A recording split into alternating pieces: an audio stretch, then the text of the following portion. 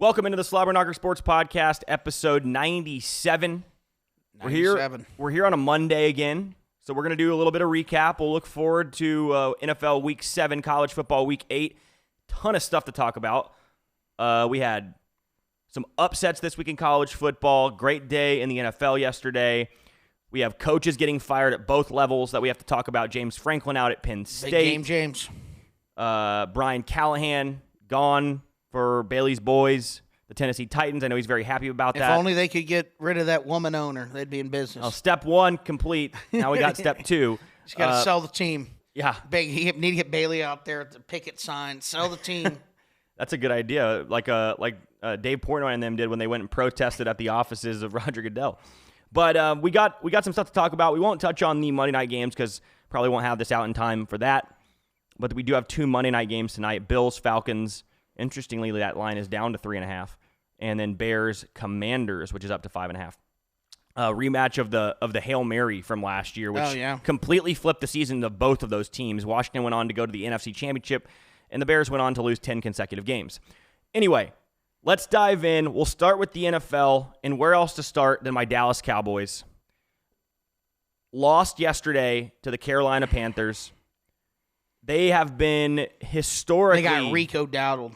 Historically bad defensively. And what is ironic and laughable is after the Micah Parsons trade, the one thing Jerry Jones said is, we made this trade to be better stopping the run. And they played against a guy who they thought was not good enough to give $2 to $3 million a year, who ended up going to Carolina, who is arguably the worst team in football. Not this year, but they've looked like it the last couple years. And he's a backup. His first 5 games, or first 6 games, I believe he had 21 carries for 83 yards and no touchdowns. He had over 200 yards from scrimmage in back-to-back games, including yesterday, going 30 carries for $183. He also had 4 catches for 56 yards and a touchdown.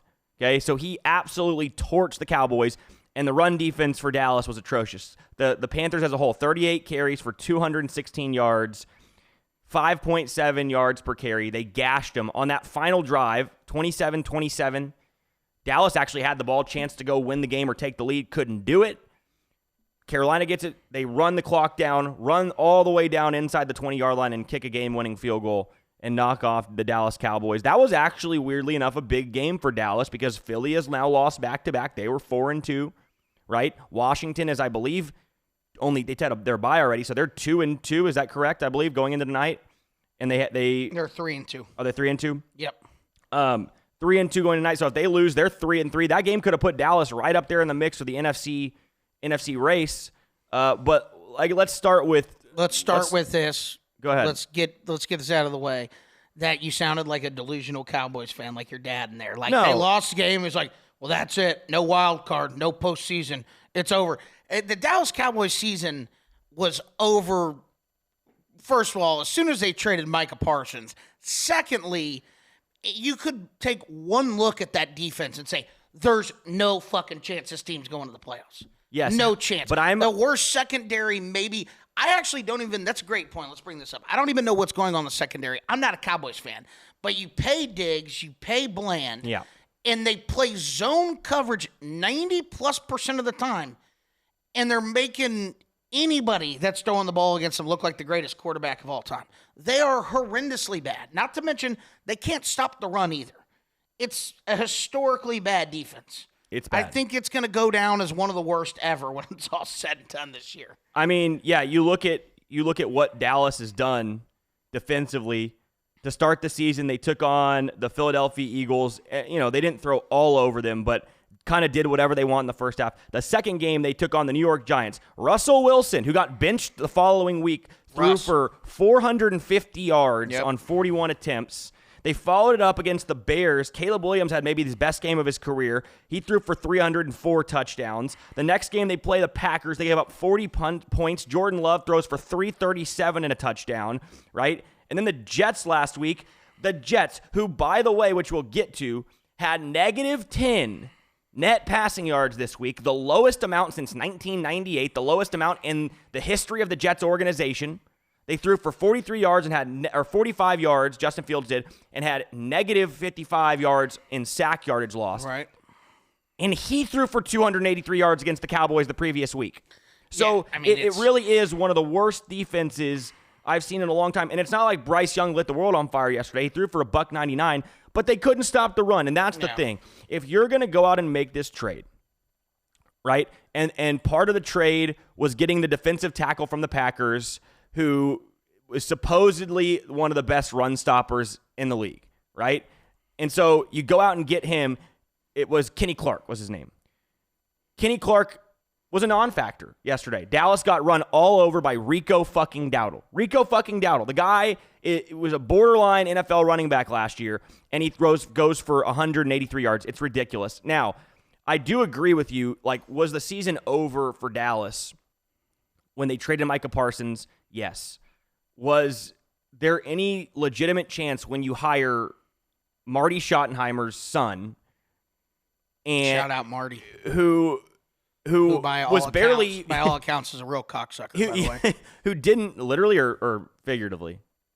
Oh, figuratively cocksucker. I don't think he actually sucks cock, Okay. but he's just a piece of shit. Just wanted to clarify. Yeah, Marty. But Shout out Marty. You go out and get Matt Eberflus, who got fired from the Bears last year. Defensive genius. I mean, the worst defensive coordinator. They're talking about firing the guy 6 weeks into the season. So it's an unmitigated disaster. Everything that Jerry Jones haters would love to see is coming to fruition this year. Dallas is, I bet they're over 7.5 before they traded Micah Parsons. That's dead. They're going to win 5 games this season.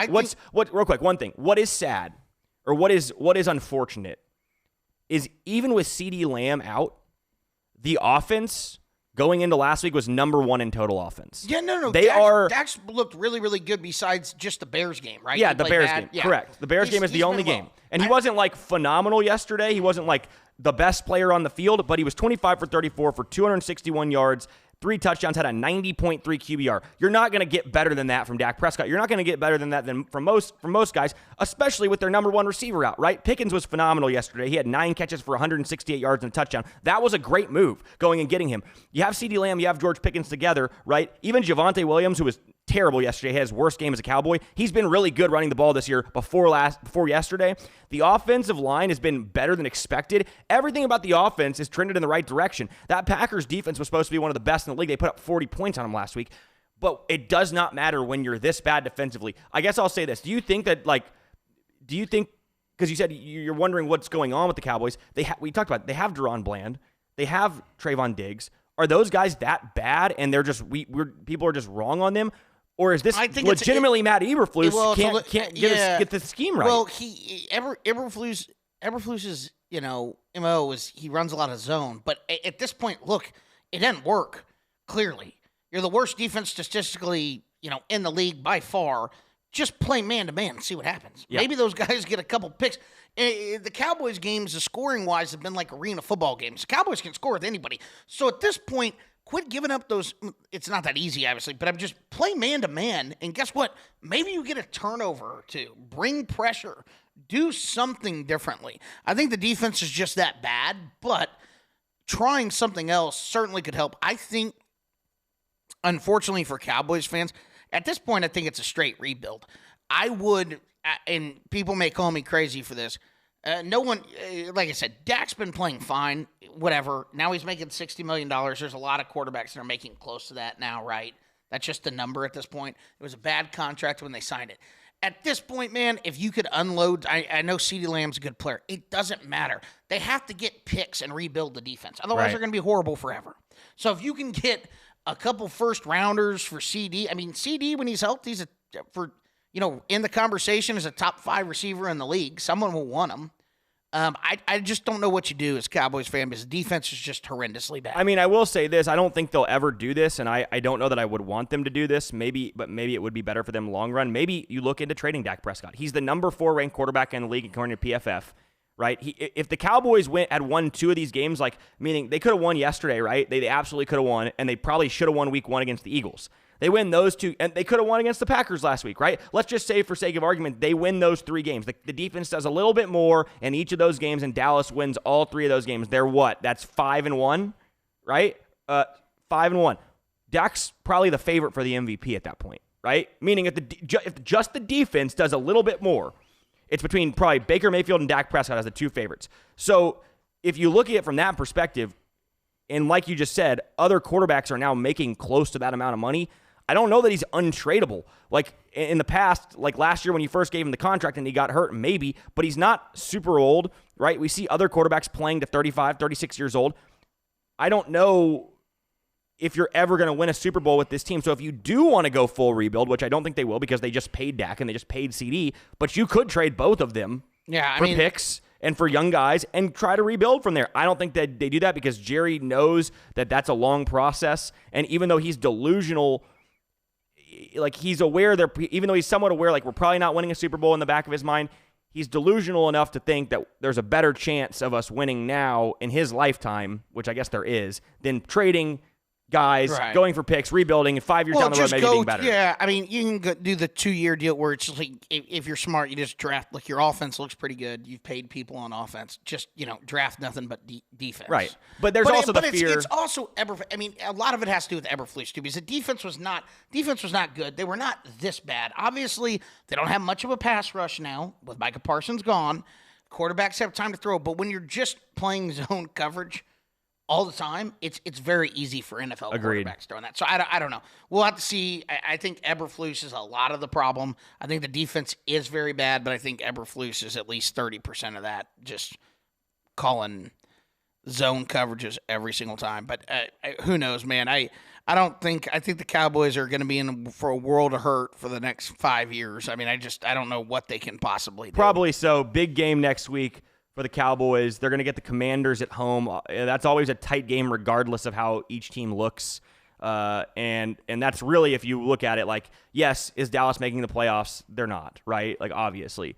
But from the people in that organization, that's their season, right? They have to win that game. They cannot go 2-4-1. They're out of the mix at that point. They win that game, they're 3-3-1, and all of a sudden, you're at least alive, or 3-4-1, you're at least alive for something. Right. All right, let's move on. We had a firing in the NFL, which happened just a couple hours ago. Brian Callahan out at Tennessee. This is going to fix all their problems. I see him winning 5 in a row, Bailey, but maybe 6 in a row. Yeah. Maybe went out. So he was 4-19 as the head coach.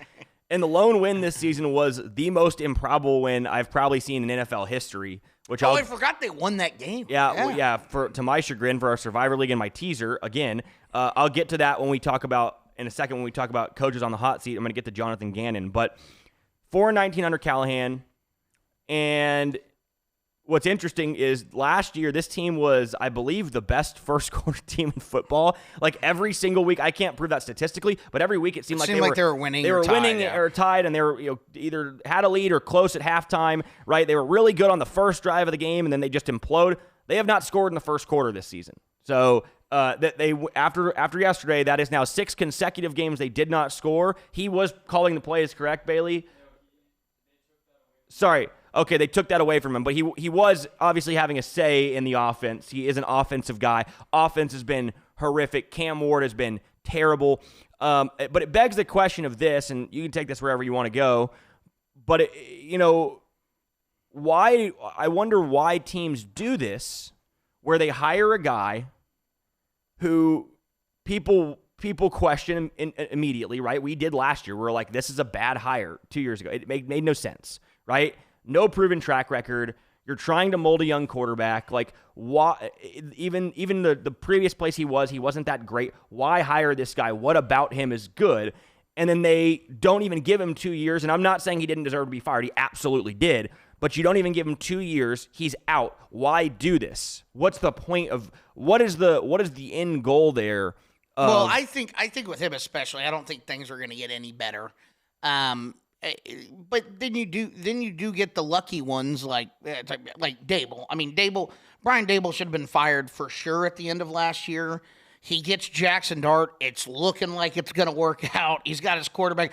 You can see him with shit-eating grin over there on the sideline, like, oh, look, we finally got, when he acts like it's all, it's him, and, he never wanted Danny Dimes, which Danny Dimes obviously didn't have a great game yesterday. I still think Dayball's getting fired, by the way, at the end of the year. I don't think so. I think they'll keep him now because I think they're going to win 5 or 6 games, and Dart's going to look good, and guess what? Oh, we didn't have Neighbors because he's hurt now, so we get Neighbors back. If they didn't fire him at the end of the last season, I have no idea why they would fire him now. I agree with that. That's just super counterproductive. I just like think we're that talking this about. I think Jackson Dart's good.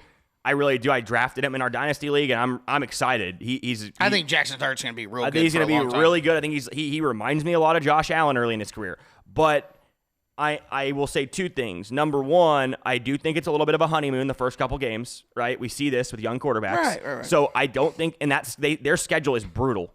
So I don't know how many games they actually win, number 1. Number 2, Jackson Dart, even though I love him, refuses to slide. And we've already seen him go down a couple times. He's going to get hurt this year. It's going to happen. And he's not going to learn his lesson until he does.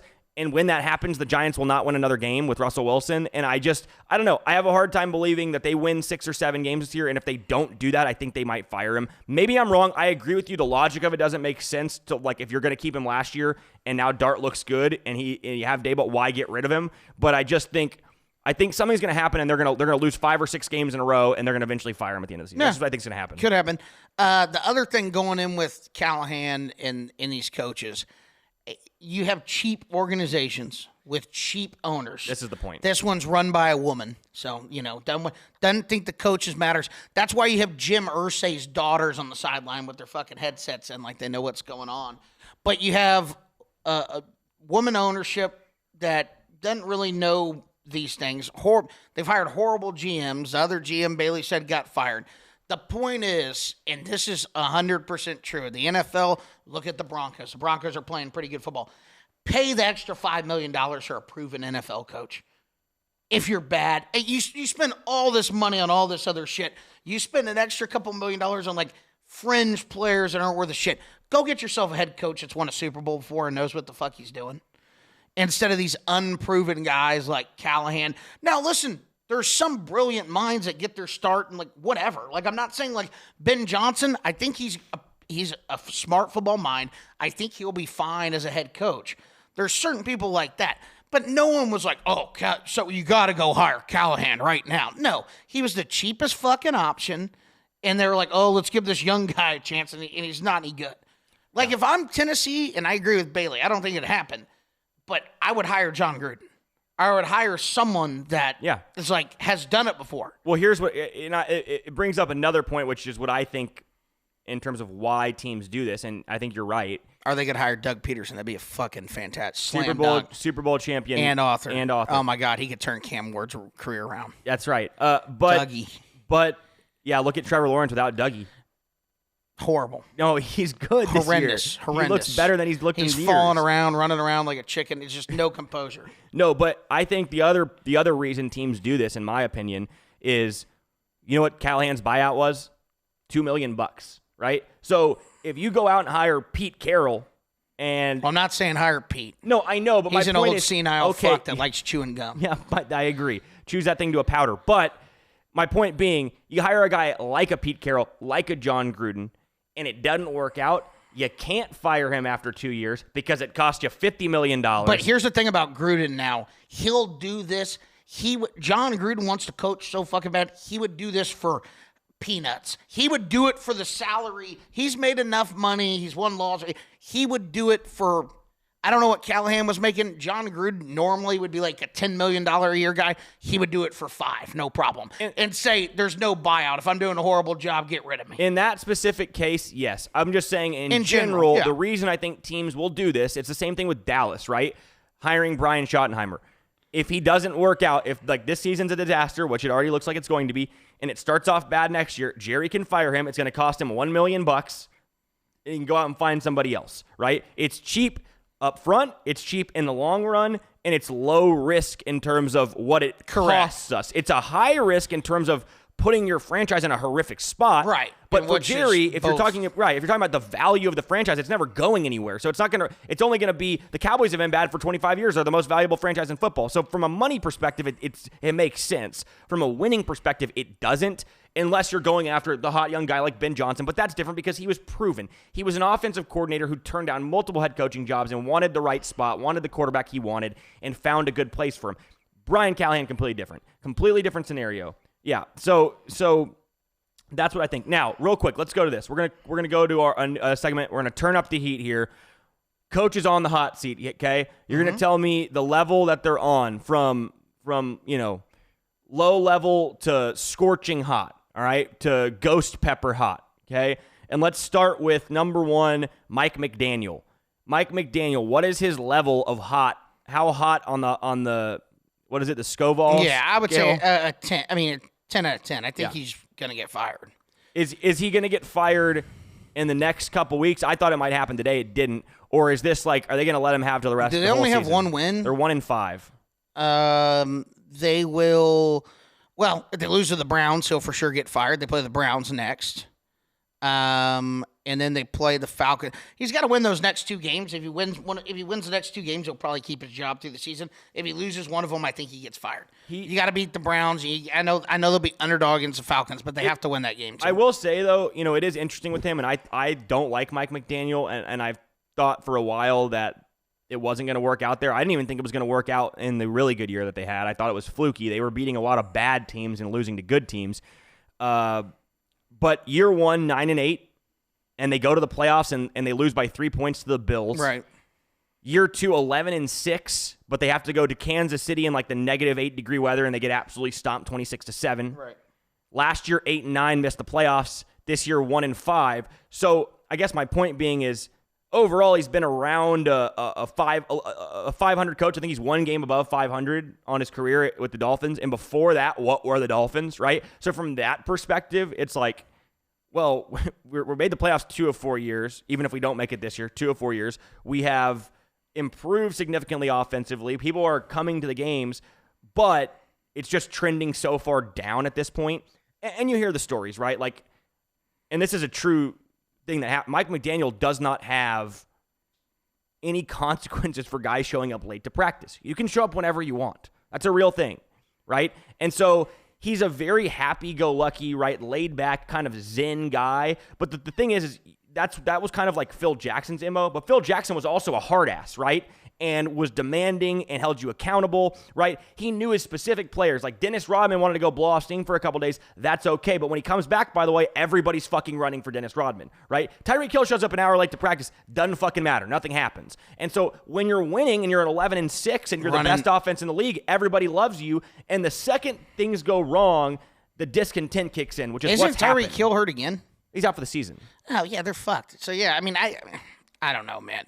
All right. Yeah, it's a kind of, 10, whatever. He'll get fired at the end of the year. Number 2, this one's an interesting one. John Harbaugh, okay? And I absolutely do believe he should be on the hot seat. It's a 1. You've been after this for years. This was there's been multiple people are saying he's on the hot seat. He's not going anywhere. I'm telling you, I don't. Lamar Jackson's hurt. His defense does suck. They need. Wait, was it not? What's the guy that went to Mike? Mike McDonald. McDonald. We just said McDaniels. Yeah. I was like, it's Mike McDonald. He's the Seattle head coach. He was their DC. He's losing him hurt. Obviously, the defense has been pretty terrible. He needs to fire Zach Orr. That was a horrific hire. He needs to fire him for sure, without question. That should have happened 2 weeks ago. Right. He needs to fire him for sure. I think he's trying to stay loyal to him. He will get at least if Lamar, if they miss the playoffs this year and they somehow miss the playoffs next year, then he'll be gone. But he won't be gone after this year. The Ravens are currently ranked 28th in defense according to PFF. They're 31st against the run, 21st in coverage. I mean, all I'm saying is the traditional parts of what the Ravens have been under Harbaugh, hard-nosed, good running team, good defensively. They haven't been that. They've been a good running team, but they haven't been that the last couple years even. The defense has trended down since losing Mike McDonald the last 2 seasons.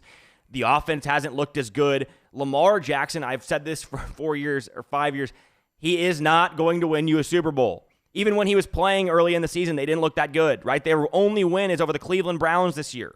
Okay, they are not very good. And Harbaugh, you can say what you want. He's a good coach. He won a Super Bowl. So did Doug Peterson, right? And he got fired last year. Okay? Doug Peterson slander. So did Ed Orgeron won a national championship. You can win championships in football if you have a good staff under you and you have really good players. So yes, he did win a Super Bowl. Yes, he is a good coach and has a proven track record, but it's kind of similar to the Mike McDaniel thing. It's been downtrending for a while. It has. Yes, I get it. Like, aren't they the number 1 seed 2 years ago? But it's been downtrending in terms of like they have not been anywhere close to winning a Super Bowl in how many years? It's like, and I get it, it's like the Mike Tomlin debate, and he's better than Mike Tomlin, but it's like, do you fire a guy at what point do you fire a guy when it's like, okay, we just need a new face? Look at this reminds me of the Green Bay scenario with Mike McCarthy, right? Like, they were good, they were the 1 seed, they went to the playoffs, they were in the NFC Championship game a couple times, but they never won. And they stayed with him way too fucking long until it took I'm just saying, what's going to happen is one of two things. They're going to fire him or it's going to slide off a cliff. Okay, one of those two things. If they don't fire him, at some point here, it's going to slide off a cliff. Lamar Jackson, the great black hope, will bring a Super Bowl home. Last one, Jonathan Gannon, Arizona Cardinals. The debacle last week was the most embarrassing thing I've ever seen. It cost me a survivor pick. It cost me a teaser. They led 21-6 at home against the Tennessee Titans, the worst team in football. Amari DiMarcado is going in to score on a 70-plus yard touchdown run, drops the ball before going in, fumbles it out of the back of the end zone. It's a touchback. Instead of going up 28-6, it's 21-6. We're in the fourth quarter. You're still up 15 on the worst team in football who has scored 6 points the entirety of the game. The Titans go the length of the field. They score a touchdown. They fail to get the 2, so they're still down 2 scores. It's now 21-12. Okay? The Titans now have the ball back with under 4 minutes to play. And Cam Ward throws an interception with under 4 minutes to play. And the Titans have 3 timeouts, but they're down 2 scores. The game is over, essentially. On the interception, the DB catches it, trips on his own foot, doesn't give himself up, falls on the ground, and the ground forces the fumble, but he wasn't touched. It bounces into the end zone, and Tyler Lockett falls on the ball and scores a touchdown for the Titans. They kick the extra points, now 21-19. Here's where Gannon, and Gannon's been horrible. And this team was actually projected to have like a sneaky good season. I think their win total was like 7.5 or 8.5. I never understand I didn't either. But my point being Vegas has thought that the last few years, I'm like, this roster is not good. I don't know. I think last year they had a lower one. But yes, they were bullish on them this year, or higher on them this year. But it's 21-19, okay? They run the ball on first and second down. The Titans use their first 2 timeouts. There's like 2:15 to go in the game, right? It's 3rd down and 8. It's 21-19. In the NFL, you're up by 2. Jonathan Gannon, I understand he doesn't call the plays, but he absolutely at this point has a say in what's going on, right? Like, are we just are we going to run the clock here, or are we going to try to get a first down?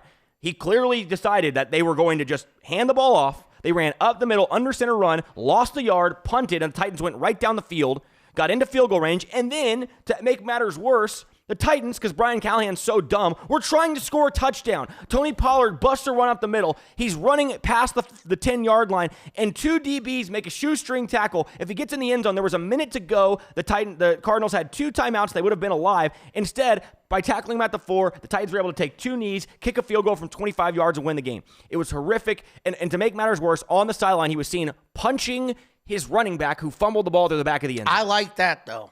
Being big dog like that kind of shit. That's accountability. If your running back drops the ball, you should be able to fuck your running back up on the sideline. And I stand by that. Fumbles, like Kyron Williams, they should have stoned Kyron Williams to death after he dropped that ball going in the end zone. Okay. Not to death, but you get it. I mean, you can't fumble the fucking ball. I don't get it. What do you mean? You just can't fumble the ball. Like, your coach, I will say this, stoning was over the line. If you fumble the ball, your coach should be able to assault you on the sideline. It's going to cost him, like that cost him the game. The guy dropping the ball, because I remember that play, before he got to the end zone, you should get assaulted for that. Or cut on the spot. Okay, cut on the spot, I agree. So here, no, but here's the deal. I would have cut Kyron Williams on the spot for fumbling on the 1-yard line. You can't cut Kyron Williams. He's too good. He can't. You just said to stone him to death, but we can't cut him? Where do we draw the line here? No. Okay, stoning to death was over the line. However, Kyron Williams is actually good. Whatever his name is. DiMarcado? Yes, he's not good. So when you're a jackass and you drop the ball before you say, hey, do you want to get cut tomorrow, or you want me to whoop your ass on the sideline? He'd take the ass whooping and keep his job. Anyway, yeah, I understand a coach wanting to hit a player that does something like that.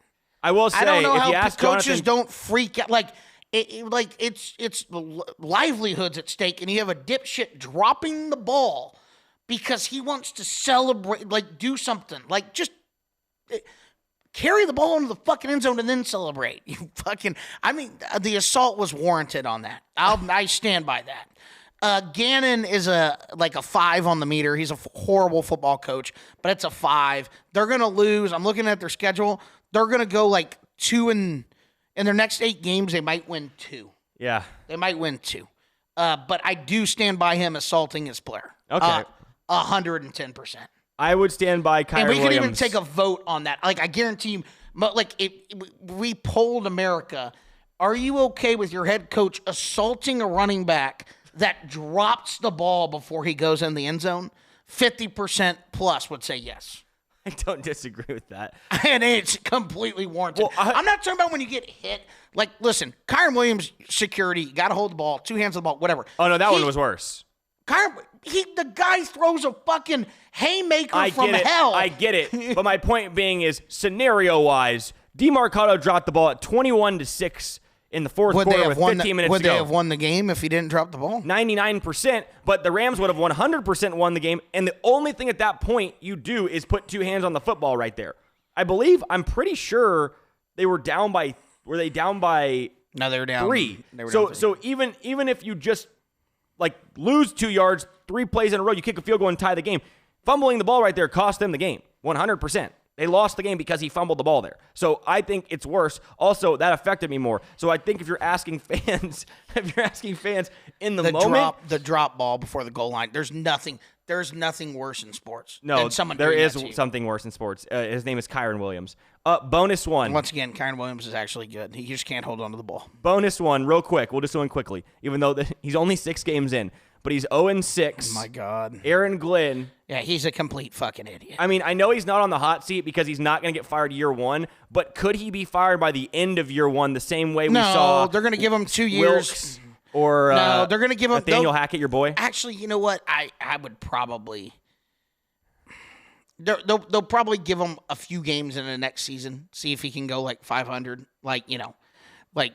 6 games. But if he say he wins 2 games this year and goes, 2-15, and then starts out, 0-3 or something next year, they'll fire him.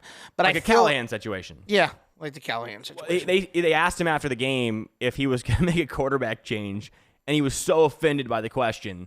Guys can have bad games, right? Of course we're not making a change. Well, Aaron, the guy threw for 45 yards in an entire football game, okay? It was one of the worst performances in the history of the NFL. You were negative 10 net passing yards in the game. Maybe you should think about changing quarterbacks. Just a thought. You're 0-6. By the way, he was the first coach, I believe, in the history of the NFL to start a career 0-5 with 5 consecutive 20-point losses, I think, or maybe it was double-digit losses, but it's one of the worst starts for a coach in football history.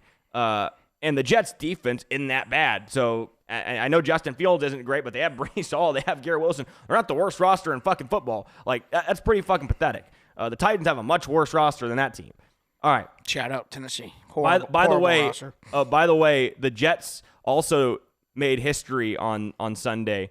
Before Sunday, NFL teams in the Super Bowl era since 1966 had a record of 62-0 when checking these 4 boxes. They had 0 turnovers, 1 or more takeaways, committed 2 penalties or fewer the entire game, and held an opponent to 250 yards of total offense or less. Teams were 62-0 when doing that, and the Jets did all 4 of those things and found a way to lose the game. And by the way, Aaron Glenn It's not very surprising. I know it was a long field goal, but it was 4th and 8, and he had 45 yards passing in the game. It was 4th and 8, or you kick a 62-yard field goal to win the game. And he opted to throw the ball and get sacked on that final play for a 10-yard loss. To me, that was idiotic. You kick the field goal there 10 out of 10 times with that offense. Bad offense. Okay, moving on. Let's do a couple quick, 2 more NFL quick topics, okay? Number 1, let's talk one more game. Last night, Sunday Night Football, Lions-Chiefs. Must win for the Chiefs, really, right, in terms of staying kind of in the race for the division, just in terms of the optics of what it looks like. 2-4 with a loss, so they end up winning the game. They take down the Lions. They played probably their best football game of the season. looked really good. I think Detroit's a good football team too, so I thought it was a quality win. Mahomes played really well. He threw 4 touchdowns, or I think he had 4 total touchdowns. Pacheco ran it well. Worthy played good. Kelsey had some big catches. So good win for the Chiefs. However, I want to discuss one thing that happened in the game, and that was the first touchdown of the game. So it was 3rd and goal from the one. I'm sorry, it's 4th and goal. 4th and goal from the 1-yard line. Jared Goff goes under center. If I can get the video, I'll put it up. Goes under center. He establishes himself as the quarterback there. Then proceeds to go out in motion to the left. Does not reestablish. He's moving to the left in motion as the snap occurs. They snap it to David Montgomery, the running back, who then throws it to Jared Goff. He made one of the funnier catches I've seen. He dropped it and bobbled it. The Chiefs DB was pushing the receiver into Goff, and it almost tipped the ball, and he ended up catching it and running into the end zone, which, by the way, if you had Jared Goff first touchdown, it was 90-1. And you were celebrating, and rightfully so. And even I, who is very cautious when seeing a touchdown, I tend to not celebrate initially because I just assume a flag is going to be there. Oh, dude, thank God you weren't on that other side. You would have fucking blew a gasket. 100%. However, I would have, and what would have happened is I would have said, no flags, and there weren't. So, then all of a sudden, like a minute later, everybody's kind of standing around. We don't really know what's going on. Gene Steratore comes on, and he says, no, this is absolutely... or was it Terry? No, it's Terry. Was it Terry McCauley? I forget who's on there. Terry. Oh, Terry. Terry comes on. He says, "No, this is absolutely an illegal shift or illegal motion because once the quarterback establishes that he is under center or the quarterback, he must then come to a stop once he goes out in motion. He cannot be in motion as the snap is occurring. Jared Goff did not do that. However, the issue is that the officials got together for 2 minutes. I mean, this was the latest flag I've ever seen. I think that's fair to say. That's not an exaggeration. And he's clearly listening to something in his ear. That's the Someone's thing. telling him. That's the thing. Now they have earpieces where in New York can call down, right? And so somebody in his ear said, no, this was an egregious miss. You cannot do this. And they 2 to 3 minutes later throw a flag and say, after discussion, the quarterback did not come to a stop. It's an illegal shift. The Lions then had to settle for a field goal. Now, did that determine the outcome of the game? No, it was the first drive of the game. It did determine the Jared Goff first touchdown 90-1 bet, which ended up being, I think Xavier Worthy ended up scoring the first touchdown. Yep. So big swing for a lot of bettors. Do you have an issue with the fact that they threw this penalty that late, even if it was the right call? Yeah, because. Of course, because if it's not a reviewable play, you can't do that, and that's what was going on. But I just think you just need to take it to the next level. And listen, nobody wants extended stops, but on a touchdown, just have everything that can be looked at. It's like a scoring play in soccer. When someone scores in soccer, guess what? The VAR runs it and makes sure there's no infringement. Okay, good goal. It doesn't take but 30 before the next play. He'll be able to, and he has to catch it in that 40 seconds or whatever you play on. But you can't pause it for 2 minutes. But that's what happened. Someone was in his ear. It was like, hey, he was under center and never came set for a second, whatever. And, I do see a problem with it because it's not a reviewable play. And that's what they did. They reviewed it. So whether they said after discussion, they no one caught that right away, Right. So, and of course, this happened in favor of the Chiefs. Right. Who didn't have a penalty called on them all night. Not one penalty was called on Kansas City the entire game. Not one. They had 0 penalties. The Lions had 4 for 38 yards. So not a single penalty the entire game, and you had that mark go against them, or go against the Lions and in favor of the Chiefs, which took a touchdown off the board. It was a 4-point penalty. Went from a touchdown, 7 points, to 3 on a field goal. So I 100% had an issue with it as well. And I was on the Chiefs, and I thought it was bullshit. If I was on the opposite side of that, I would have been absolutely livid. I think it's ridiculous that they were able to do that. And look, we've seen this happen. I've seen this happen in college. Last year, we had that game where Texas and Georgia were playing, and that was crazy. I didn't see that live, but you were texting me bitching about it, and rightfully so, because it's a horrible call.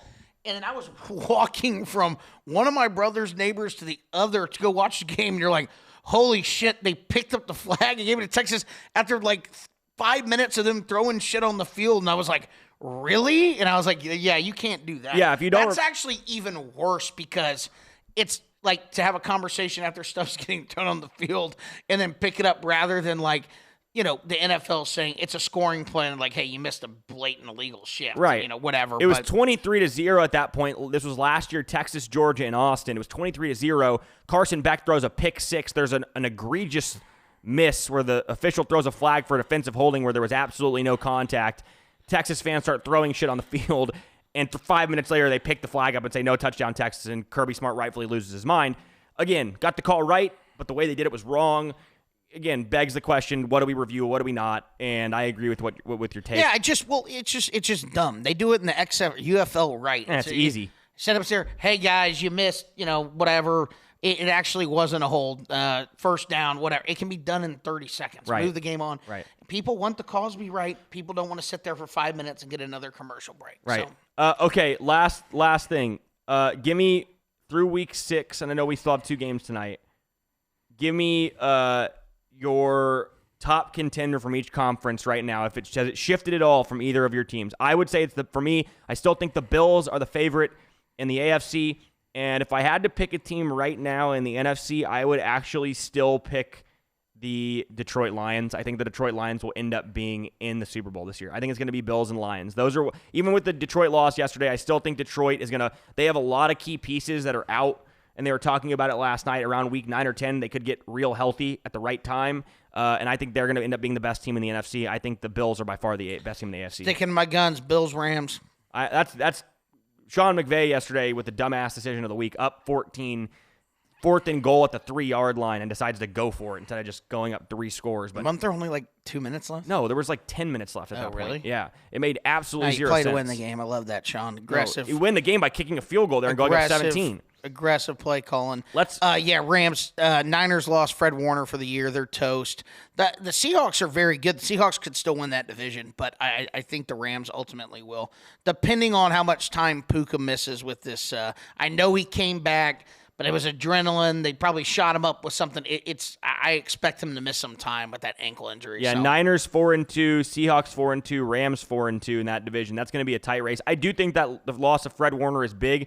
But that Niners team has found ways to win games. If they get healthy, I still think they have a shot. One other thing. Baker Mayfield. Yep. Favorite to win the MVP right now in my book. I don't know if the odds reflect that after yesterday, but look, what he's done has been nothing short of phenomenal. He's been the best. Who it could be? He's been the best. It was Josh Herbert? Allen. It was Josh Allen, really? and it was Josh Allen, and I think Mahomes was second, and it was. Mahomes after his performance last night, that'll help. Baker was third. That was going into this week. I will say this: from what I've seen through 6 weeks, Allen is still by far the favorite. He's plus 185. Oh, Mahomes jumped up to plus 225. Baker's now plus 425. Stafford is plus 1,500. I think you're going to end up seeing Baker win it. I think he's going to put up big numbers. And people in the media are starting to really like him. I think he ends up winning it. AFC West, we talked about that a lot. Who's going to win? I do believe the Chiefs will ultimately win that division now, what I've seen through 6 weeks. I know they're a game behind. The Chargers are just looking they're a good team, but flawed. Same thing with Denver. Like, defense looks good. Offenses, I think you see the Chiefs start to put it together, and they're starting to look better. Look, they should have won that game in Jacksonville. I think they spotted them some points, right? Didn't they start behind, was it 13-0 or something to start? Came back. There's a big PI on that drive, third down. Lawrence falls down. Whatever. They end up winning that game. Jacksonville's not a bad team, but I do think the Chiefs ultimately will win that division when it's all said and done there. Yeah, I agree with you. I will say this: if the Chargers get healthy, because Joe Alt's missed some time. That hurts they've had for sure. receivers done out. For the year. Hampton's done for the year. Like, if they got some guys back on the O-line, they could still make a run. But they looked really good the first 3 weeks. They have not looked as good the last couple. Although credit to Herbert, because they got the ball back after blowing the lead yesterday, needing a field goal in like 30 seconds with maybe one or no timeouts, and they got into field goal range relatively easily. He made a heck of a play, avoiding a sack and finding Ladd McConkey for like a 60-yard play that got him into field goal range. Anyway, let's move on to some college football, okay? So we had a lot of stuff happen this weekend in college football. we had some big upsets, and we'll start with the top 5 team. 2 top 5 teams went down last week. First we had, and I guess we can start, since we're a Texas show anyway, we'll start with Texas. And I'd like to say, Texas is back, folks. Texas is back. We're alive in the SEC. We're alive in the national championship race. Arch is back. He's balling. No, I don't actually believe that Texas is a contender at all. But I did like what I saw from Arch Manning in that game against Oklahoma. He made some good throws. He didn't turn the ball over. It was his best game as a Longhorn. He had only 166 yards passing, but he was 21 of 27. He was accurate with the ball. He made big throws on third down to convert. He had an 89 QBR. He ran it 4 times for 34 yards. When he had opportunities to run, he did. They had some design runs for him. Sark finally opened up the screen game a little bit in this one. But overall, it was a great performance from the Longhorns in general. I know they were favored in the game, and I know Mateer was coming back from that injury, but a lot of people thought Oklahoma was going to stomp them. I certainly didn't think they were going to stop them. I thought Oklahoma could win a close game. I thought that was going to be a close game either way. Credit to Texas defense. Defense finally stepped up and played well. I have no idea what Oklahoma looked fairly good early. I don't know what they're doing running Mateer on design runs, but he's got a surgically repaired throwing hand. He looked okay through a quarter. He was making decent throws. Then he got smoked on the throwing hand, running the ball, and then threw 3 interceptions. And credit to Texas defense, right? They played well. Do I think he would have thrown 3 interceptions if he didn't get his hand dinged up? No, but that's football. And like you said, Oklahoma's backup quarterback's horrible. So it was worth a chance, I think, him going and staying somewhat healthy. Listen, Texas is a better team on paper. That's why they were favored in Vegas. There's no reason other than that for them to be favored. Rivalry games, as we know, anything can happen. I do think Oklahoma's still a fairly good football team. The problem is I just don't think Mateer's going to be anywhere close to healthy the next 3 weeks, whether he tries to play or not. You know what I mean? So it's like after getting dinged up, if I was Oklahoma, though, and I've told you this, I would have protected him from himself. I know you want to win that game, but here's also what goes into that. If he's out that game and you bring him back the next week, or, you know what I mean, you bring him back this week, give him one more, well, then, okay, maybe you lose to Texas. Well, guess what? It's a very easy argument to make with the committee. Well, Mateer was out and he didn't play in that game. So that loss, was like almost a half a loss at that point. And they've shown a propensity to take that into account. Correct. Right? Yeah. So they lose that game and come back and he's healthy and they win at South Carolina this week. Right. And then they get Ole Miss at home and win those 2 games. All of a sudden you sit there, you're 7-1 with your lone loss coming to your rival on a neutral field with your quarterback out, and now you're in the top 10 still. They dropped, I think, all the way to like 18 or 14, something like that. And now you look at the rest of their schedule, and it's brutal. They go at South Carolina, which is going to be harder than you think. Home against number 5 Ole Miss, at number 11 Tennessee, at number 6 Alabama, versus number 16 Missouri, versus number 10 LSU. Brutal schedule. They have no shot, in my opinion, now to make the college football playoff. If Mateer is not 100%. And to be fair, look, I will also say this. I'm not saying that the throwing thumb didn't play a role here. I'm not saying that Mateer is as bad as he showed against Texas. I will say, you look at what he did in the front. Like, who did they beat? Illinois State, Michigan, who looks fucking atrocious. They beat Michigan at home 24-13. Temple, Kent State, and Auburn barely, right? And Auburn was at home as well. And Mateer was good in those games, but he wasn't great throwing the ball, right? Texas was the best defense he had seen. So I do think this is partially Oklahoma is not as good as people thought.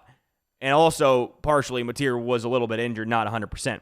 We'll see what happens with OU. I think this is going to derail their season. And it sucks for them because Venables was on the uptick this year after having a rough first couple seasons. If they end up going 7-5, he's going to be right back on the hot seat. And that's...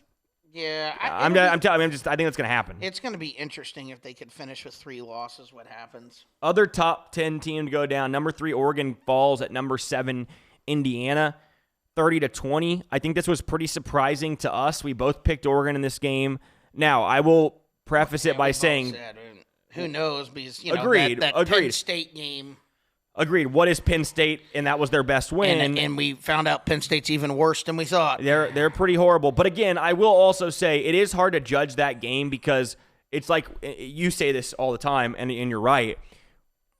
Penn State didn't know they were bad when they played Oregon, right? They thought they were the best team in the country. They're playing at home. It was still a whiteout. It was still a night game, which they had won like 15 consecutive. So, yes, Penn State's looked horrible since then and lost to UCLA and Northwestern, but the version of Penn State that we saw against Northwestern was not what we saw against Oregon.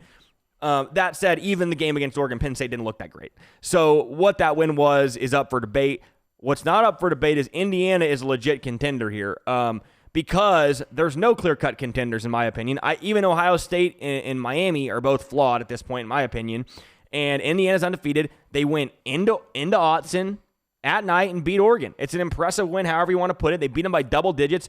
It really wasn't like the closest game I mean, what was the final? Indiana. Don't give them too much credit. It was at noon up there. Oh, sorry. You're right. It was at 2:30 our time, noon. That's Oregon. right. But it outgained them by 70 yards, outthrew them by a yard and a half per pass, outran them by a half yard per rush, right? Won the turnover battle. They had 23 first downs. Oregon had just 14. They held Oregon to 3 of 14 on third down.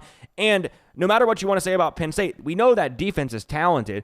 And Dante Moore looked really good against Penn State on the road, and Indiana's defense shut him down. I mean, he was bad. They picked him off twice late in the game. He finished 21 of 34 for 186 yards. His QBR was 33. So I was impressed with what I saw from Indiana. I really was. Do I think they're going to win a national championship? No. But I'm looking at the rest of their schedule. Michigan State at home, UCLA at home, at Maryland, at Penn State, versus Wisconsin, at Purdue. There's a very good chance they run the table here. I think there is. And if they run the table, there's a very good chance, considering the other teams at the top, I would be, I guess it depends on, it's probably going to end up being Ohio State, Indiana in the Big Ten championship game, and the winner of that game is going to probably be the 1 seed in the college football playoff, which is crazy to say. Now, could Indiana slip up? Absolutely. They barely beat Iowa on the road a couple weeks back. So not saying there's some world beaters here, but I guess what I'm saying is I was not expecting them to win against Oregon. I was not expecting them to win in this manner against Oregon and be that physical and dominate the line of scrimmage. And I did not think Fernando Mendoza was that great, and he proved me wrong. He played really well. He threw a pick six in the game, came right back, took him down the field, and took the lead right back with a touchdown. So impressed from Indiana, disappointed from Oregon. Do you think Oregon has a chance? Not a chance. Do you think Oregon is still a playoff team after what you've seen? Probably. Okay. I mean, just depending on the rest of their schedule, I would say that they might sneak in there. It's just going to be interesting. There's going to be so many SEC teams, I think, with 3 losses. And it's like, okay, then what do we do? And the Big Ten is really bad this year. So what about, so you have a 2, they went to Penn State and won. Okay, that loss looks worse and worse. They lost at home to Indiana. Say they drop another game and have 2 losses. To me, that resume is nowhere near as good as, say Oklahoma plays that gauntlet and loses 3 games. Yeah. Oklahoma should go in front of Oregon. Or what if Texas goes 9-3? Yeah, no, I would agree. I mean, what if Georgia goes 9-3? Yeah. I think any SEC team, and I said this to you 2 weeks ago. Even Vanderbilt. Agree. Shout out Vanderbilt for Bailey there. 9-3. There you go.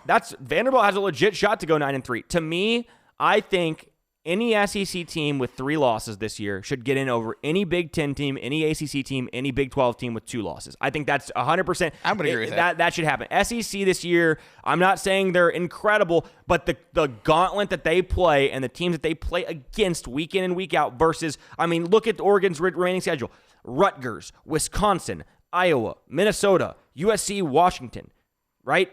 Texas is number 21 in the country. They're like the 7th best team in the SEC. They'd be favored against all those teams by double digits. Right. Every single one. Oklahoma, who just lost to Texas by 20, would be favored by all those teams by double digits. So it's just the schedule is bad for a lot of these teams. And when you take Penn State out of the mix now, the Big Ten looks real bad. It's Indiana, Oregon, Ohio State. And Oregon, we don't even know what Oregon is at this point. So, that's my issue with it. And it'll be really interesting to see how it plays out, because last year we saw some 3-loss teams in the SEC get left out, and we saw teams like Indiana, who had 1 loss but had no good wins, get in, right?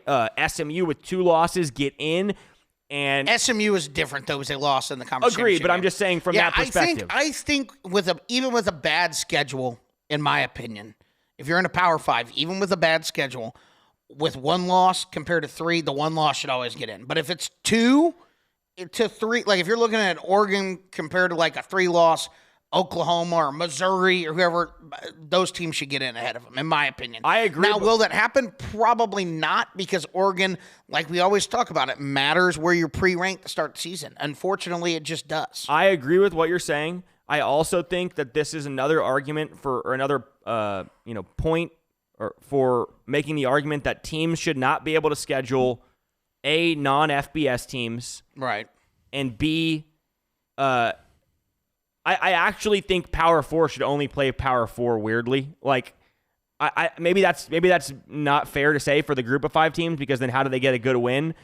But if you're only going to have one group of 5 team in anyways, what does it matter, right? Because I'm only saying this because it's really shitty when Indiana can go out and schedule basically whoever the fuck they want, right? Knowing that their conference schedule is also extremely weak, right? So they have no one on the schedule threatening them besides 2 games the whole year. Whereas like a team like Oklahoma or Texas, if they take any game that is like an FBS team, it just makes it infinitely harder, right? Because you think about Texas right now. That's a great example. Why on earth would they schedule Ohio State? To me, in the current climate, it makes no sense. And I know those things happen years in advance, but take that loss out at Ohio State. They have 1 loss on the road in the SEC. They're still probably a top 10 team right now, and they have probably 2 losses left that they can suffer to still make the playoffs. Yeah, but here's the thing. If, in my opinion, if Texas ends up only losing 3 games, they're going to get in. Because compared to anybody else. Because the Ohio State game doesn't matter. Because that's the counter argument I'd make. You go to Ohio State, you lose by 1 score, and they're the number 1 team in the country. That doesn't hurt your resume. I'm just telling you, like... Yeah, but listen to this. You just said Oklahoma would get in with 3 losses, correct? Like, versus over a 2-loss team, right? Oklahoma, yeah. They didn't play anybody in the non-conference, meaning they still get an extra game than Texas, right? Yeah, but if they both finish with 3 losses, like, whatever. The Texas is for sure going to get it. I get what you're saying, where you're like, okay...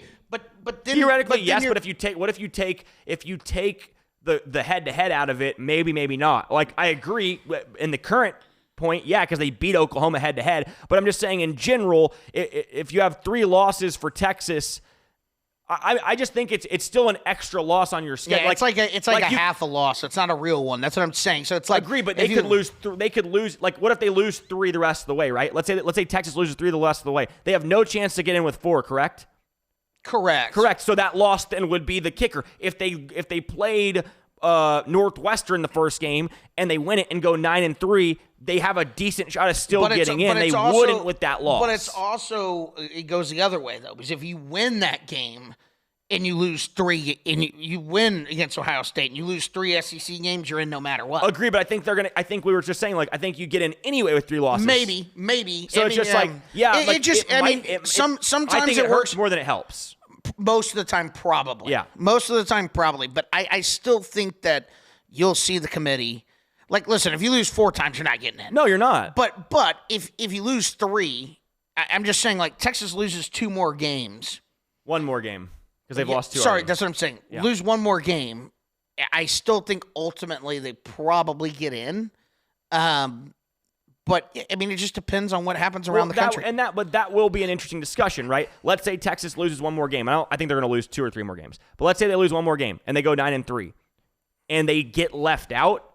I think they would be safely in at 9-3. I'm just saying, if they got left out at 9-3. I know people are going to think that's a wild take. And I'm not a Texas homer by any stretch. I'm just saying. I know you're not. The way it all plays out, and one of those losses being to the best team in the country, and with how all over the SEC is going to be this year, like, I think you're going to see only 1 team with 1 loss. I think everybody else is going to have at least 2. Right.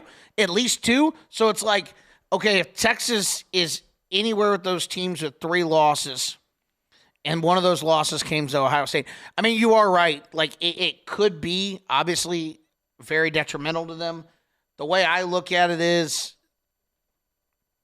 and I think most of the committee, like, if you lose 4 games, like I said, you don't deserve to be in. I know what you're saying. That's an extra loss. But it could sometimes work in your benefit, like I said, where you because if you, I guess to take the point a little bit further, we move on. But if you do beat Ohio State, and you have 3 losses, you're like and everybody's there, you're a shoe-in to get it over anybody else. That's agreed on that that line. Agreed. And again, I don't think the risk is worth the reward, because then I take it this step, and again, you're right. We'll move on. But take it another step, right? For example, let's say this happens. Let's say Texas loses to Georgia, right? Texas runs the table the rest of the way through. They go 9-3. Georgia goes 9-3. Who gets in? Georgia beat them head-to-head. Oh, well, Georgia gets in. So that's my point. And if you take away that one game, the only reason Texas has 3 losses is because they played Ohio State. Georgia played, the YMCA of the School of the Deaf and the Blind. They get in, right? Because they beat Texas head-to-head. But if Texas had 2 losses and Georgia beat them head-to-head, who would go? Texas would go with 2 losses, and Georgia had 3. That's what's been the precedent. Yeah, so that's my point. Is it does affect you. I think there's a lot more ways it affects you negatively. If you lose it, you can lose it. You can't lose an extra game.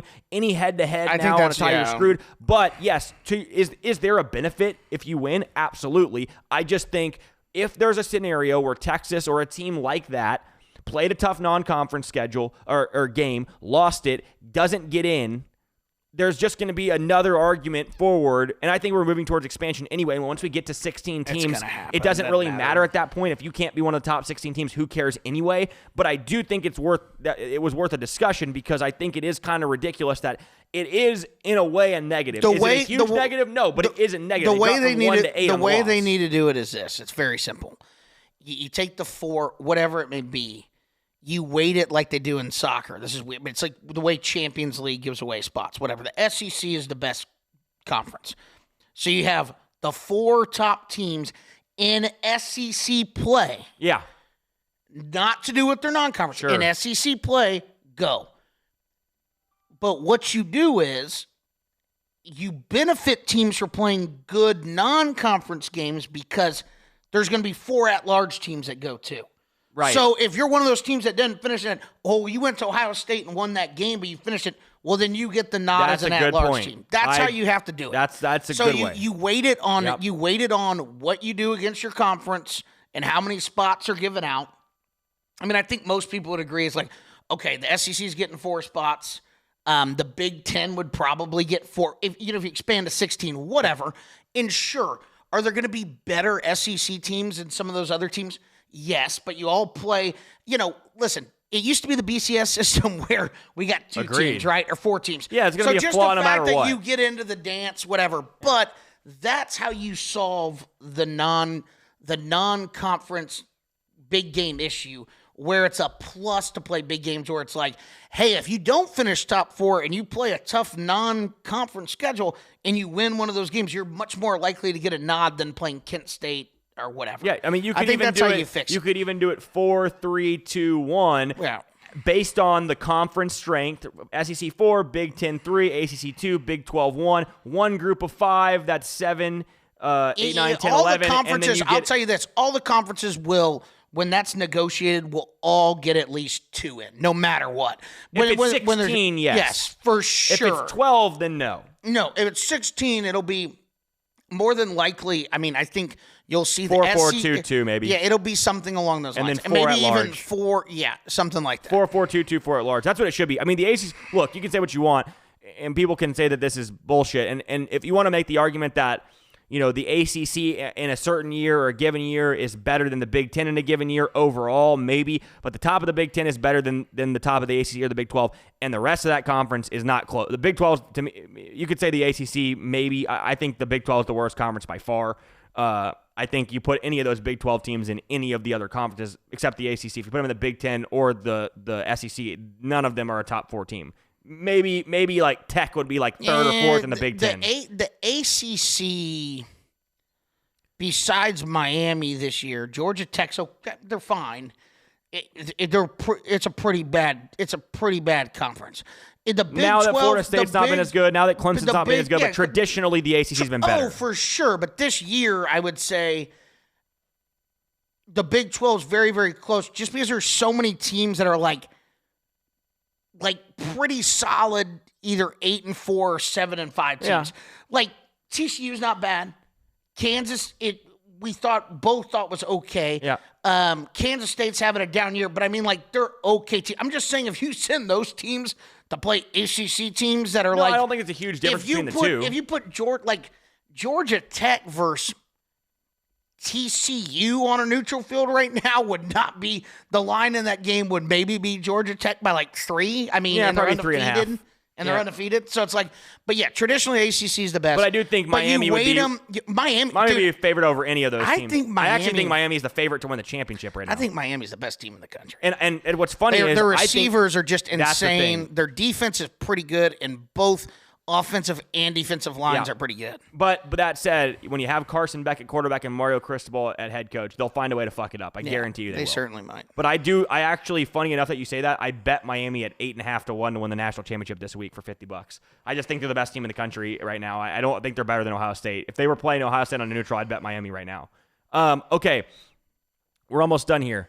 Let's go to one thing. We'll do one segment here. We're going to go most overrated, most underrated teams in the AP poll. I can do it, and then we can talk about them. Go ahead. All right, so my number one most overrated, again, I'm basing this based off of where they are ranked. I already know where he's going. And so number one, You're such a fucking hater, dude. You're so funny. The number one most anybody, and it's like, they fucking suck. The number They're one the worst most team ever. The number one most overrated team is Notre Dame.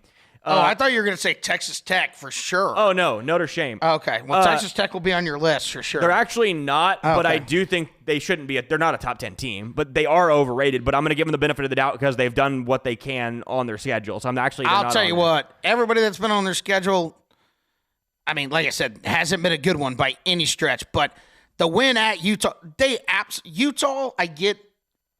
Arizona State had their quarterback out. Yeah, that I don't take any weight into that game. Texas Tech beat the shit out of Utah at Utah. I mean, you can only play who's on your schedule during the day. You can only play on your schedule. We agree. Yeah, well, I mean, their schedule includes 0 ranked teams the whole season. So Utah's number 16, sir. Yeah, well, they won't be ranked and by BYU's number 15. They won't be. Well, okay. Utah will be definite with the way the top 25 is this year. Both those teams will be ranked by the end of the season. BYU will. I don't know if Utah will be ranked. They don't even play. They don't even play Cincinnati, who's actually in the top 25 right now. I hope Notre Dame, and of course they're going to get Arizona State this week without their quarterback again. So they just catch every break here this year. Oklahoma State, Kansas State. They'll lose to Kansas State or BYU. They'll lose a game.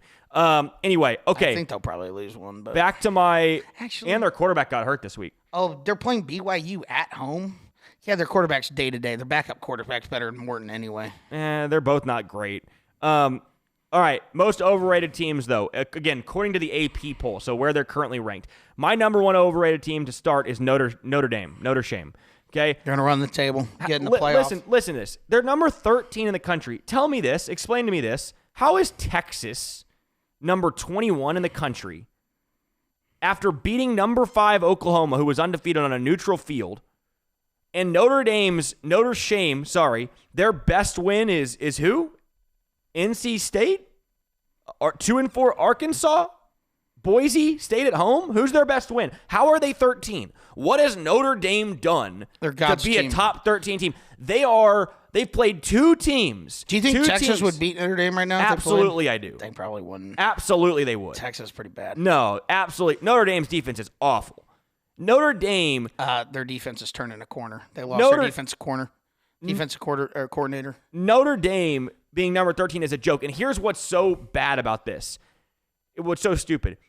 Notre Dame with 2 losses should not get in over anybody in the Big Ten or the SEC with 3 losses. I can make an argument with 4 losses. The argument is no, definitely not 4. The argument is they've lost to who you just said was the best team in the country. Doesn't matter. And they lost to A&M by 1, who's in the top 5. Doesn't matter. They lost to them at home, and they was the only 2 teams they played. Well, first of all, it came down to 1 play. They lost, but they lost. They lost at home to A&M, who will not be a top 5 team at the end of the year. They're going to be in the playoff.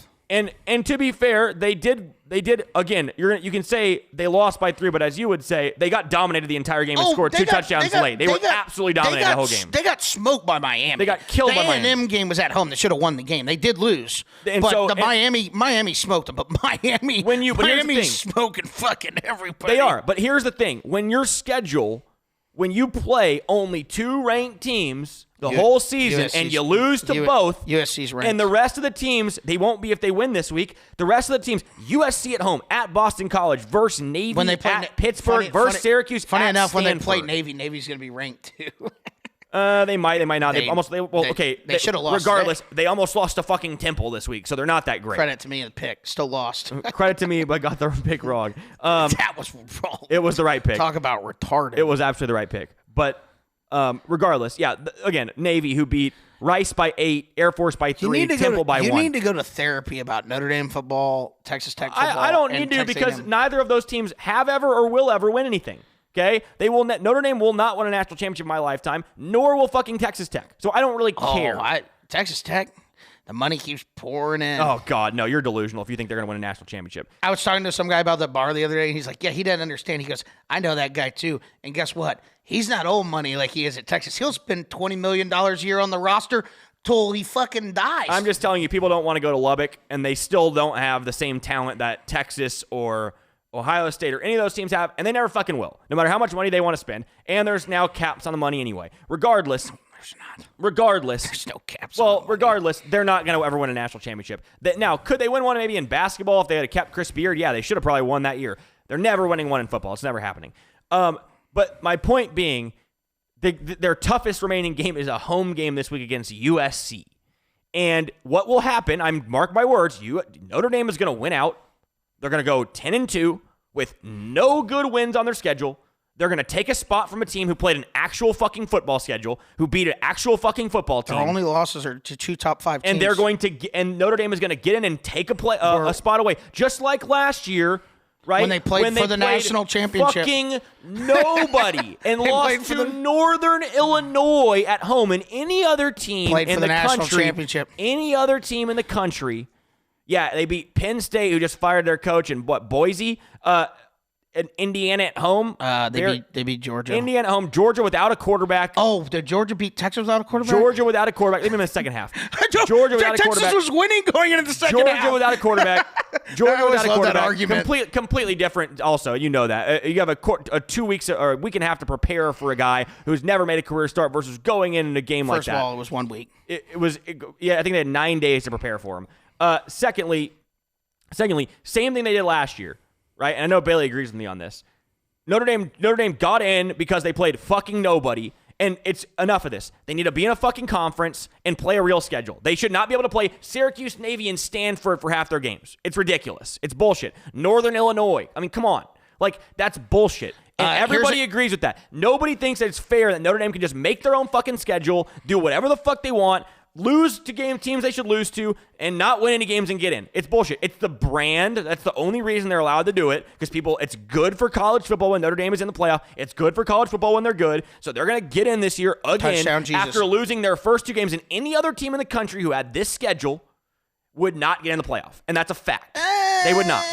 They would not. Yeah, if Miami and Texas A&M both stay in the top 10 and they had 2 losses, they would absolutely get in the playoff. If Tulane had this schedule, they wouldn't get in the playoff. If you took any other team and took the name off, that's a dumb argument. No, because it matters where you start in the top 25. You already know that. No, it doesn't matter. Yes, it does. It shouldn't matter. Well, it does. My point being, yes, we know they're going to run the table. They're going to get in. I hope they fucking don't. I hope they lose to USC this week or fucking Navy and they're done, because 3 losses they won't get in. Even college football's shitty ass system where it's rigged to help Notre Dame will not put them in with 3 losses. You got a lot of anger in your heart. They are fucking horrible, and they do not deserve to be in the playoff, and they were handed a home game last year for losing to Northern Illinois, and fucking Riley Leonard sucks, by the way. All right, moving on. National runner-up.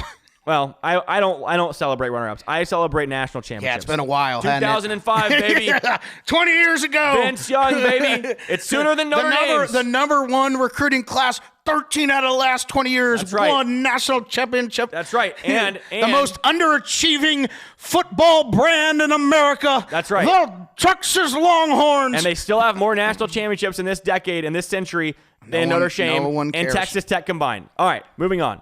Texas. Okay, my second overrated team. Underachieving football brand. Them and Texas A&M are the 2 most underachieving football programs in the last 20 Bailey, years. I don't celebrate the 2009 national runner-up like Turner does here. National runner-up Notre Dame. We don't celebrate the year we lost in the national championship, even though Colt got hurt and we would have won the championship anyway that year if he didn't get hurt. No. Anyway, well, we were up 13-0 driving, but Texas A&M is the next most overrated team. Their lone ranked win came against shitty-ass Notre Dame, who should not be in the playoff and not be in the top 25 at all. Already told you I think Notre Dame's overrated. Mike Elko is a genius. He's turned the whole program around, the culture around. Mike Elko's a cross-dresser. And that might be right, but guess what? He turns programs around. The $70 million man, Jimbo Fisher, couldn't win with what would he have, the best recruiting class? Them in Texas switched out the best recruiting class for 5 years. That's right. Couldn't win. That's right. And now Mike Elko with his fucking little peanuts and transfers. He's done it for half a season. We'll see when he actually has to play a road game. He's just flipped the culture there. They're not a top 5 team in the country. They're not. They're a top 10 team in the country. They'll be in the playoffs. They should have lost to Notre Dame, and if they did, they would be 15th in the country. Credit to the Irish. No, they should have lost to Notre Dame. I agree with that. But they did. They won the game. So to their credit, they won the game. They found a way. It was an egregious hold in the last play that was missed, and Notre Dame missed an extra point. Notre Dame absolutely should have won the game. Doesn't mean Notre Dame's good, but they should have won the game at home. And so A&M gets the benefit of the doubt for winning that game. Okay, they're number 4. They're one of the only ranked teams, undefeated teams left in the country. But they play, I believe, 3 consecutive road games starting this week. I think, right? Is that correct? I just clicked on them. We'll see. I believe they play, because I believe they have one home. They've played only home games except Notre Dame. They played 3 straight SEC home games to start the season, which I don't understand how that's possible. Why is that allowed? But they play Arkansas. That'll be a close game. Arkansas looked better at Arkansas. At Missouri, after Bobby Petrino led a coup and got rid of Sam Pittman over there. Sam Pittman left the door open. That was like fucking. It's like came in there, fired all his defensive guys, and kept his guys. That's right. Wait, am I right though? Is it it's at Arkansas, at LSU, at Missouri? Yeah, okay. And then they finish at Texas as well. So and they at get home versus South Carolina, Samford at home, which is a bye, and then Texas. So they're going to lose 2 or 3 games, and they'll end up, we'll see. It'll again another interesting one. If they lose 3 games, they won't get in because of their schedule, in my opinion. Like if they lose LSU, Missouri, Texas, they're not getting in. Because there's going to be way more SEC teams with better wins, better resumes, better SEC schedules than them that get in. As long as they beat Arkansas this week, which is a dangerous game, as they look okay against Tennessee, they won't lose all 3. Probably not. They'll lose 2. I think A&M will finish the season with 2 losses. Probably correct. But I will say this: I think there's a legitimate shot they lose to Missouri and LSU, and then all of a sudden that Texas game is to go to the playoff. They could easily lose to Texas. I just feel like they'll win one of those games against Missouri or LSU. I just don't think LSU's any good. Yeah, but that's going to be a night game more than likely. Is that at? It's at LSU. Yeah. If that's a night game, they're not winning that game. It is at night. Yeah, 6:30. Yeah. So last thing, most underrated teams, and we're going to go to my Vanderbilt Commodores, who are number 17 in the country, and they should be a top 10 team. Their lone loss is to Alabama on the road in Tuscaloosa. If you watch that game, Diego Pavia and the offense were driving up 7-0. His shin was on the fucking ground. From every camera angle that I saw in the bar I was watching at, I have no earthly idea how it was called a fumble, how upon review, anybody with a brain or two eyes... That ball was coming out already. He's lying. He said it was down on the field there. Look at him shake his head. Bailey, did you lose sleep over that night? You see the shin go down? Like, I can't believe the SEC did this. I will say this. The message boards were just irate. I obviously joke about Vanderbilt. I root for Vanderbilt because of Bailey, and I like Vandy. But if that were Texas, I would have sat there and said that cost us the game. Because if they scored, there's no doubt about that. But the thing is you could make a legitimate argument that it did. If Vanderbilt scores there and goes up 14-0, it's a completely different game. Right? And there were literally a couple plays here and there that determined that game. Pavia throwing a pick late in the game cost them the end. That ended it, right? But if he throws that pick and they were up 7 there, it's completely different. And, that play, the knee down, the fumble, or not the fumble, the touchdown in 50 seconds before halftime, and the interception late were the 3 plays. You take away those 3 plays, and Vanderbilt wins that game in Tuscaloosa, and they're number 5 in the country right now. Legitimately, they would be. You win at Alabama, undefeated in the SEC. So to me, Vanderbilt's the most underrated team. They're a couple plays away from being undefeated. That score is not indicative of how close that game was. And Bama scored late to cover, which was brutal for anyone backing Vanderbilt there because they were covering the entire game. They were winning the whole first half. If they beat LSU this week, they will be in the top 10. Okay? If they beat LSU this week, they will be in the top 10, and they should be. And I think they're going to beat LSU. They're a 2.5-point favorite. I think LSU's overrated. I don't like Garrett Nussmeier, and I think Diego Pavia is going to have a really good bounce-back game. And I just think Vanderbilt as a team they're just mispriced. They were mispriced from the start of the season. 4.5 wins was an insult. They won their first 5 games, and they look like a legitimate SEC football team, and they're going to continue to do that as long as Clark Lee is there. He's really good. He's done a heck of a job. But that's my most underrated team. Anywhere else we want to go? We're about an hour 10 in. Anywhere else you want to go? We're down in the baseball playoffs to Seattle. Oh, they're playing right now? Yeah, they're playing right now. Why would they have a championship game? Well, because you play the baseball, they always play back-to-back days. They don't take a day I know, off. But why at 4 o'clock they start the game? Yeah, because the Brewers, the Brewers are always going to play against the Dodgers at 7 with it being a West Coast game. Baseball's always kind of traditionally done this. I agree. It's not the best for eyes. I would like to be watching. I will say that, it is 3-3. One thing I will say, it's bottom of the second. It's already 3-3. I will say this: the model for making money from TV ratings in baseball is the stupidest fucking structure I've ever seen. Like, why in the world, if you're gonna play a 162 game season and nobody fucking watches, are you going to have a 3-game series in the first round and a 5-game series in the second round? Don't you want to maximize your revenue from ticket sales and from media rights and from all of that in the playoffs? Make any sense. I've always said that. Yeah, that makes absolutely zero sense. But the first couple series you can make best of 5, whatever. I think you make them all best of 7. Well, you can't. The reason you can't do that is because you added, you can't have a team off for more than a week. They're not going to do that. So, the first series could be best of 5, right? And then I'm fine with starting best of 7 because that makes more sense. Like you said, you play 162 games. I've always said that. Why do we play a 5-game series when you play 162 games? It's ridiculous. World Series used to be best of 9 back in the day. That's what it should be. It should be best of 9. When the old Black Sox were around. Yeah, and so we've got the Mariners who won game 1 last night. They're playing right now against the Blue Jays. It's 3-3, bottom of the second, and the Blue Jays have 2 men on already with 2 outs. Dodgers at Milwaukee. Dodgers and the Brewers game 1 tonight. Good versus evil. The good, wholesome dairy farmers of Wisconsin versus the heathen scumbag L.A. Dodgers. The sex-driven, drug-using L.A. scumbags. That's right. Versus the hardworking, blue-collar working Americans. That's what this is. It's good versus evil. That's right. Yes. You nailed it. And we have the Brewers they're gonna come out on top victorious because good always triumphs over bad. No, I actually think the Dodgers win this series, but I'm rooting for the Brewers. I hope they win. Fuck the Dodgers. Mariners, Blue Jays. I hope the Blue Jays win. I would love to see Blue Jays, Brewers. That'd be a fun series. Can't root for any Canadian teams. That's disgusting. You're a hater. You call me a hater, and you don't like other nationalities. It's pathetic. Well, anything else you want to talk about? You hate Jesus' football team, so. Well, to each their own. I don't like Notre Dame because they're scumbags and they schedule fucking Temple for half their games. No, got nothing.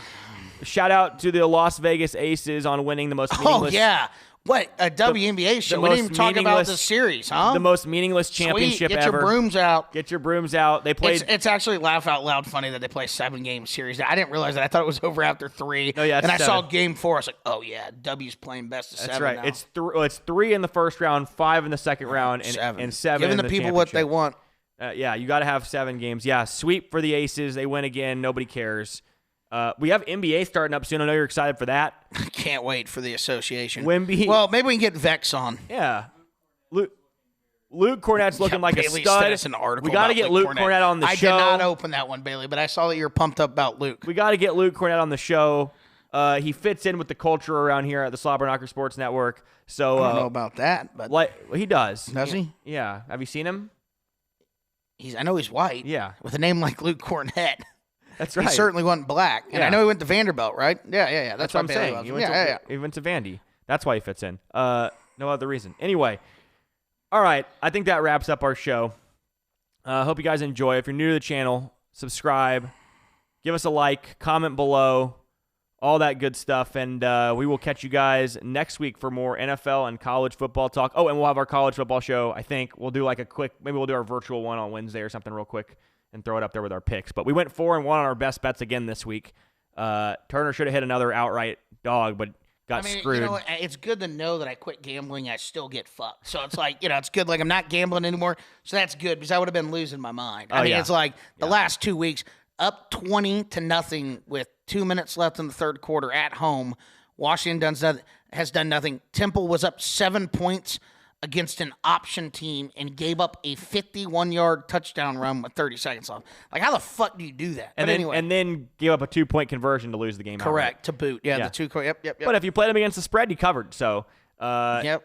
Anyway, congrats to you that did it. Check out our college football show. We'll have our picks on there this week. We'll try to keep them going for you guys and give you winners. So, other than that, we will catch you guys next week.